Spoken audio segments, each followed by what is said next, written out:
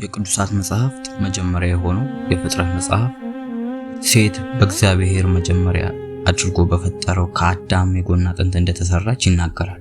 ቀጥሎም የአዳም ረዳትና አካሉም እንደሆነች ይናገራል። አልፎም ተርፎም በእግዚአብሔር መልክ እንደተፈጠረች በስፋት ያትታል። ልክ ነው። ህልውና በማግኘት አዳም ወይንም ወንድ ቀዳሚ ነው። ነገር ግን በእግዚአብሔር ሐሳብ በመፈጠር እቅድ ውስጥ ወንድ ቀዳሚ፣ ሴት ደግሞ ተከታይ አይደለች።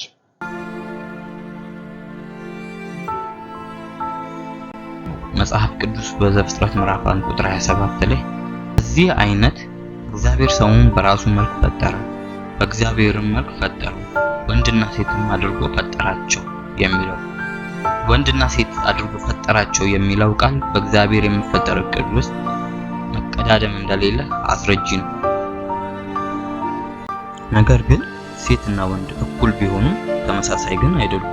ማለትም በመካከላቸው የጾታ፣ የባህሪ፣ የስሜትና ስሜትን የመግለጽ፣ የኃላፊነት እና የሰውነት ቅርጽ የመሳሰሉ ልዩነቶች አሉ።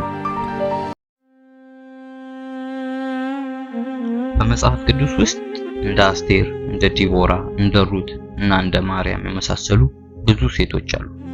እነዚህ ሴቶች ለሴቶች ብቻ ሳይሆን ለወንዶችም ጭምር ትምህርት መሆን የሚችሉ ናቸው። ከዚህ በፊት ግን ልባም ሴት ምን ማለት ነው? ልባም ሴት ማለት ጥበበኛ፣ አስተዋይ፣ በጥንቃቄ የምታስብ እና በትክክል የምትወስን ሴት ናት ማለት እንችላለን።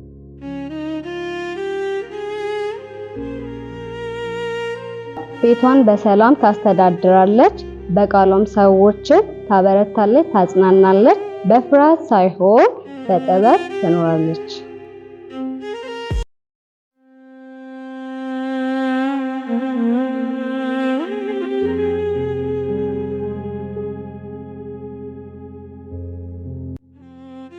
ለቤተሰቧ ሁሉ ድርብ ልብስ አዘጋጅታለችና ስለ በረዶ አትሰጋም።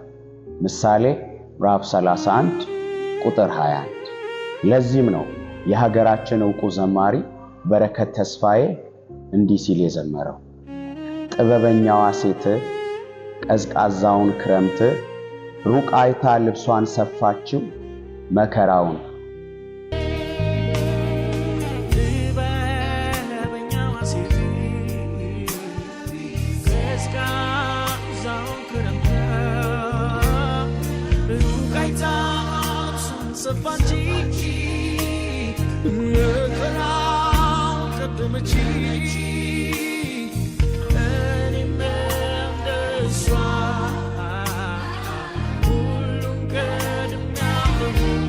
በኢየሱስ ተደስቻለሁ፣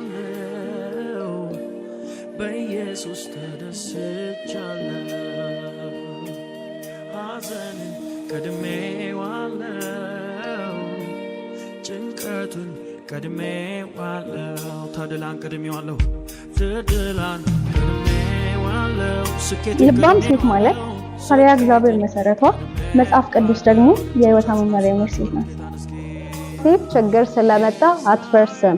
ችግሩን በጸሎት በትዕግስት እና በጥበብ ታሸንፈዋለች እንጂ ውበት ብቻ ያላት ሳይሆን ስነ ምግባርን፣ ፍቅርን እና ትዕግስት ያላት ሴት ናት።